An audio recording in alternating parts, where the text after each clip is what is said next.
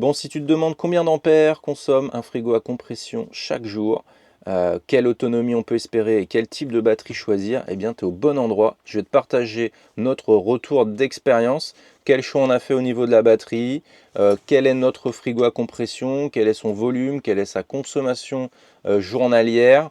Et il y aura même un petit bonus parce que je te dirai aussi, avec un chauffage gasoil plus frigo à compression, quelle autonomie on peut espérer. Donc je vais te donner les détails de notre installation et je vais te donner les chiffres, comme ça tu pourras avoir une idée si c'est un projet que tu as ou si tu as déjà un frigo à compression, parce qu'aujourd'hui je trouve les infos assez floues là-dessus. On est obligé de creuser, de fouiller, de machiner pour vraiment obtenir des chiffres, pour pouvoir faire nos calculs, pour savoir combien de temps on va pouvoir être autonome. Comme tu le sais, ou si tu découvres via cette vidéo, ça fait des années que je parle d'autonomie sur cette chaîne. C'est quelque chose qui me passionne, mais c'est aussi quelque chose qui fait partie de nos comment dire, priorités dans la vie, l'autonomie.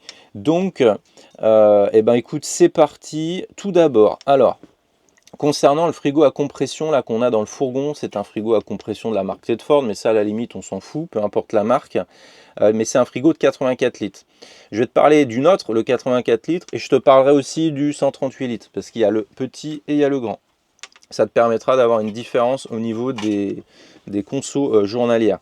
Donc déjà l'année dernière, quand on avait notre camping-car, je te disais que si je devais changer, ce serait pour un frigo à compression. Et bien c'est fait.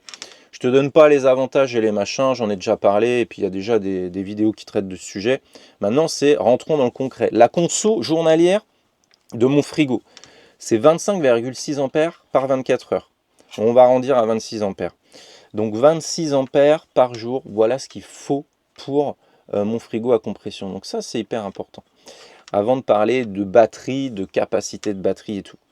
À titre d'info, le 138 litres, donc le très grand, il consomme 40 ampères par jour. Tu vois, donc c'est quasiment le double en termes de conso. Donc ça a se projeter aussi au moment de l'achat, en fonction des envies, du budget, de l'utilisation, etc.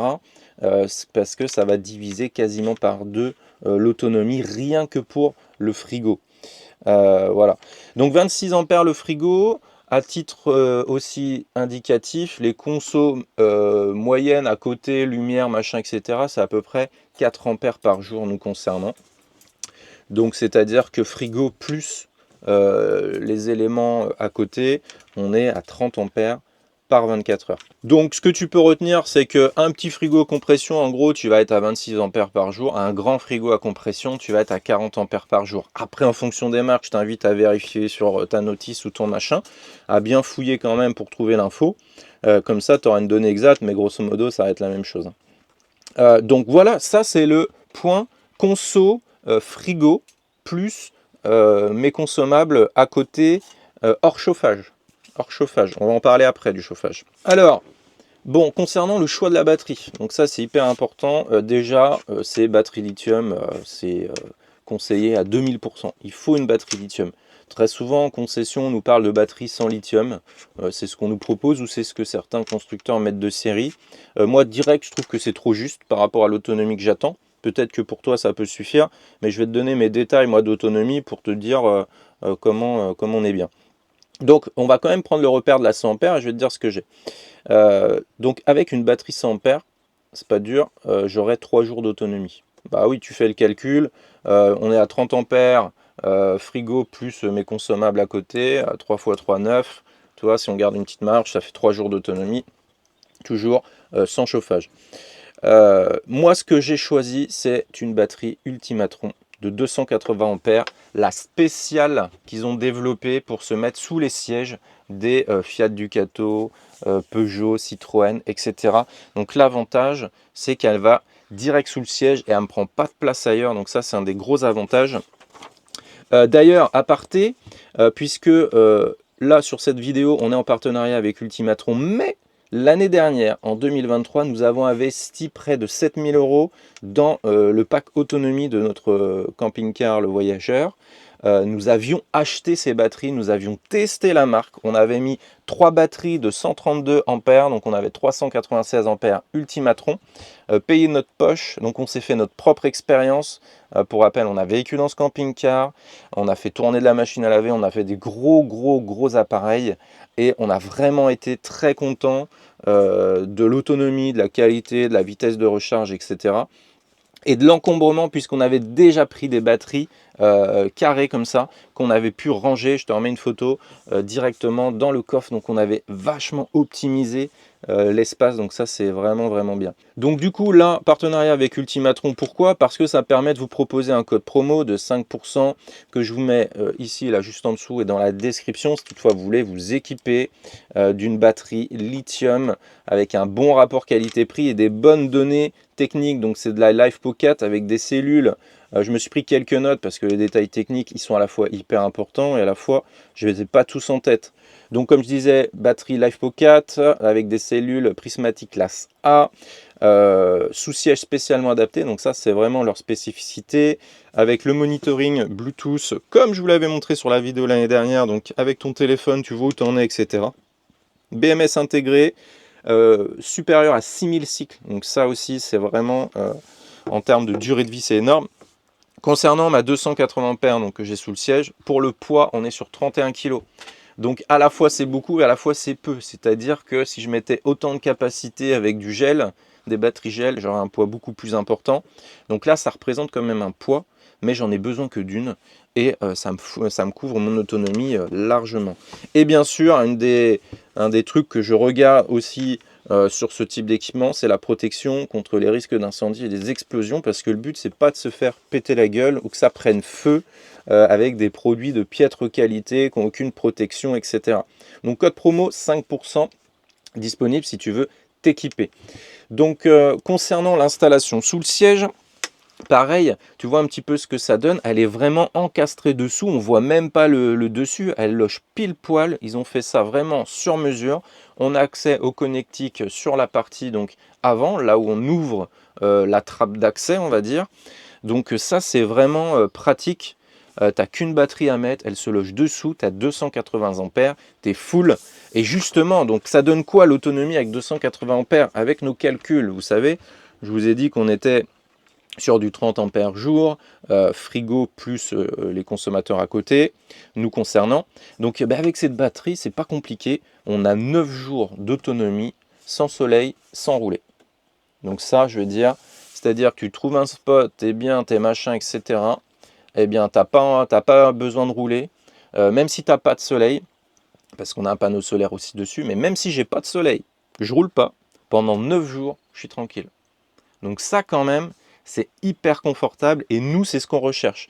Quand tu vas trouver un spot, un machin, on sait à quel point aujourd'hui c'est de plus en plus compliqué, d'avoir l'autonomie en énergie, c'est hyper important. Et même sur un hiver couvert, si tu es en France là ou dans un pays qui fait pas beau là, qui fait froid et que c'est humide, tu es bien content d'avoir plus d'une semaine d'autonomie en énergie. Donc maintenant, parlons, je te fais un rapport à l'hiver. Parlons chauffage. Donc c'est pareil, je m'étais dit, si un jour on renouvelle le véhicule, je veux un véhicule avec un chauffage gasoil. Pourquoi? Pour l'autonomie aussi. Donc le but de cette vidéo, c'est pas parler chauffage, mais tu vas comprendre un peu l'état d'esprit. On va être plus facilement autonome lors de nos escapades en Europe ou ailleurs avec un chauffage gasoil, parce que c'est plus facile de trouver du gasoil que du gaz à l'étranger. Même si on trouve du gaz, il faut des adaptateurs, des machins, etc. etc. Donc, tiens, combien ça consomme un chauffage là pendant quand on chauffe là une nuit, qu'on l'utilise là sur une journée, etc. Combien ça consomme? Ça c'est important aussi. Et les données pour les trouver en fonction de chacun, de machin, etc. Nous on chauffe, pour te donner une idée, à 19, pas moins. Donc 19 degrés, nous on est sur du 15 ampères supplémentaires par jour. Tu vois? Donc 15 ampères qui viennent s'ajouter à mes 30 ampères, ce qui me fait 45 ampères. Ce qui me fait du 6 jours d'autonomie. Je revérifie, mais 6 jours d'autonomie si j'ai mon chauffage, que je ne roule pas et que je n'ai pas de chauffage. 280 divisé par 45 ampères, 6,22, toi un peu plus, mais bon, prends une petite marge. Donc chauffage gasoil, frigo compression, mes trucs, ma télé, mes lumières, mon machin.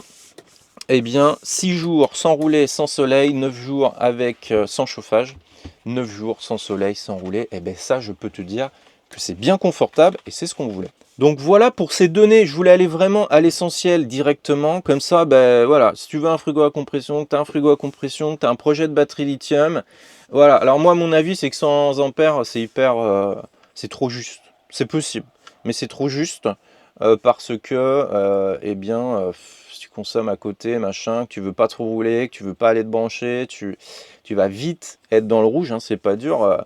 Déjà, au bout du deuxième jour, tu vas voir que ta batterie a vachement baissé. Donc, tu vas cycler aussi davantage ta batterie.